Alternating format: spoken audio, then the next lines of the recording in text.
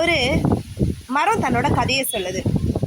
மனிதா, இந்த உலகத்தில் நீ என்ன பண்ணுற, உன்னோட ஆயுள் நீட்டிப்பு காலம் வரைக்கும் என்னை கொஞ்சம் நட்டு வைக்கிறியான்னு கேட்குதான் ஒரு மரம் ஒரு மனுஷங்கிட்ட.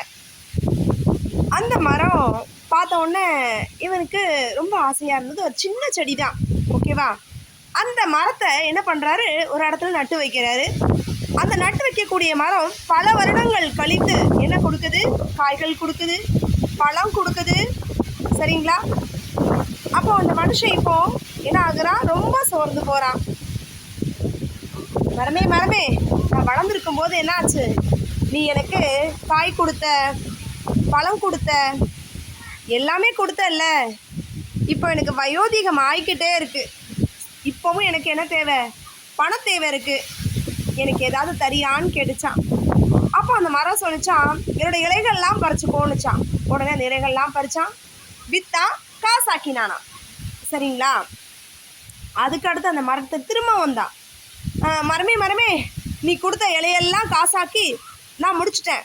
இப்போ எனக்கு என்ன வேணும், மரத்தையும் கொடுத்தாச்சுல்ல, இப்போது எனக்கு திரும்பவும் காசு வேணும், என்ன பண்ணுறதுன்னு கேட்டானா. உடனே அந்த மரம் சொன்னிச்சான், என்னோட தண்டை வெட்டிக்கோப்பான்னு சொன்னிச்சான். தண்டு பாகத்தை வெட்டானா. வெட்டினதுக்கப்புறம் அதையும் வெட்டியாச்சு, அதையும் காசாக்கியாச்சு. இப்போ அவனுக்கு திரும்ப கேள்வி கேட்குறான், மரமே மரமே, இன்னொரு உதவி செய்றியா, எனக்கு ரொம்ப களைப்பாக இருக்குது, உட்காரணுமே நானா. இப்போ அந்த மரம் சொன்னிச்சான், நான் உனக்கு நிழல் கொடுத்தேன், சரியா, காய் கொடுத்தேன், கனி கொடுத்தேன், என் நிலைகளை கொடுத்தேன், என் தண்டையும் கொடுத்தேன், என்னுடைய மரத்தினுடைய பாகங்கள் எல்லாத்தையும் உனக்கு தானமாக கொடுத்தேன். இப்போவும் நீ உதவி கேட்குற நிழல், ஆனால் நீ என்னை வெட்டிட்டியே, இனிமேல் நான் பேச முடியாதே, என்ன செய்வேன் அப்படின்னு சொல்லிட்டு அந்த மரத்தினோட வேர் இருந்ததான். போ இந்த வேரே பறிச்சுட்டு போய் என்ன பண்ண, மருந்தாக்கி இப்போ காசு எடுத்துக்கோன்னு சொல்லிச்சான். அந்த வேரையும் கொண்டு போய் கொடுக்குறான். கொடுத்ததுக்கப்புறம் அதையும் காசாக்குறான் மனுஷன். எப்படி இருக்குங்க கதை? மரமும் மனிதனும். மாமா மா ம, மரமும் மனிதனும். பாருங்க, இன்னைக்கு அந்த மரம் எவ்வளோ ஒரு மாண்புமிக்க செயலை செய்யுது. மனுஷங்க பாருங்க, நம்ம ஒரு மரத்தை நட்டு வச்சா ஆக்சிஜன் கொடுக்குது, பியூர் ஆக்சிஜன். மழை, அதாவது பழங்கள் கொடுக்குது, காய்கள் கொடுக்குது, இலை கொடுக்குது. அது தன்னோட எல்லா பாகத்துக்கும் மனுஷனுக்கு புயலுள்ளதாக இருக்குது. ஆனால் மனுஷன் எப்படி இருக்கிறோம் பாருங்க, நம்முடைய வார்த்தைகளால், நாம் பேசக்கூடிய வார்த்தைகளால் ஒருத்தரை அழிக்கக்கூடிய நிலையில தான் நாம் இன்னைக்கு இருக்கிறோம். நம்ம பேசும் வார்த்தைகள் என்ன பண்ணக்கூடாது, யாரையும் காயப்படுத்தக்கூடாது. சரிங்களா? ஸோ இப்போ பாருங்களேன், எப்படி காயப்படுத்துது நம்மளை. காயப்படுத்தக்கூடிய வார்த்தைகள் என்னென்ன, எதற்காக அந்த பிரயோகம் பண்ணலாமா இல்லையா? ஒரு பொண்ணு கஷ்டப்பட்டு உழைக்கிறா, சரியா? அப்போது ஒரு ஆண் என்ன சொல்கிறான், நீ எவ்வளோ உழைச்சிக்கோ, என்னுடைய விருப்பத்திற்கு இணங்க சாதாரண ஒரு மேரேஜ் பண்ணிக்கணும்னு நினைக்கிறான்.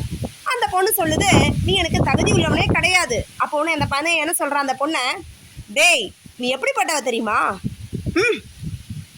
ஒரு கெட்ட பெண்ணை அந்த பொண்ணை கெட்ட வார்த்தை, தகாத வார்த்தைகளால் சொல்லி அந்த பொண்ணு போகிற இடம்லாம் என்ன பண்ணுதான், என்ன அலைகள் இவன் கொடுத்த வார்த்தைகள் வைப்ரேஷனாக வருதான். அந்த பொண்ணு பாதிக்கப்பட்டிருப்பாளா? கண்டிப்பாக கிடையாதுங்க. 1000 பேர் 1000 வார்த்தைகள் சொன்னாலும் சத்தியம் தர்மம் என்றும் தோற்காது. சரிங்களா?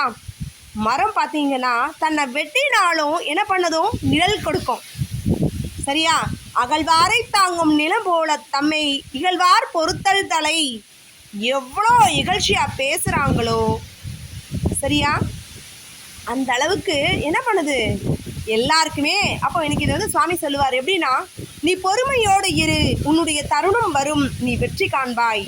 நான் கேட்குறேன், சே இதை கொலை சொன்னீங்களா, தேங்க்யூ. வெறுப்பேத்துறீங்களா, தேங்க்யூ.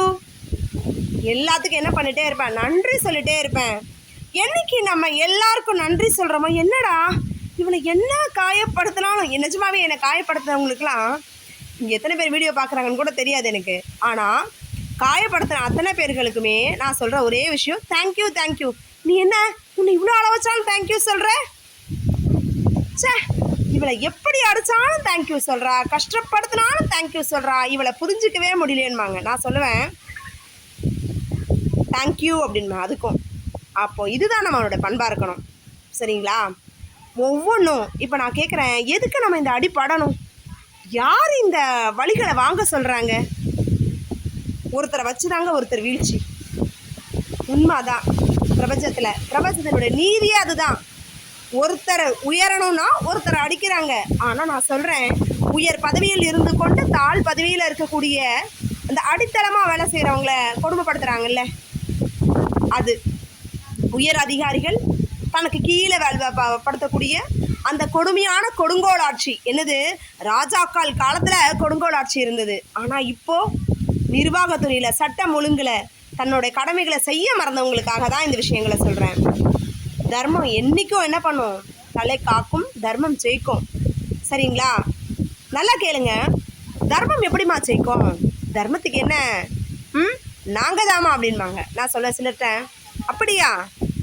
பணம் இல்லை, காசு இல்லை அப்படின்னா அவன் ஏழை கிடையாது. ஓகேவா? எல்லாவற்றையும் இழந்து பூச்சி நிலை இருக்கிறானே அவன் தான் பெரிய கோடீஸ்வரன்.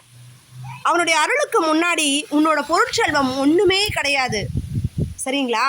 அந்த பொருட்செல்வம் அருட்செல்வம் அப்படின்னா என்ன? அருட்செல்வம்னா இறைவனின் ஆசீர்வாதம். அந்த இறைவனுடைய ஆசீர்வாதம்ங்கிறது ஆன்மாக்களின் ஆசீர்வாதமா, இறைவனின் ஆசீர்வாதமா?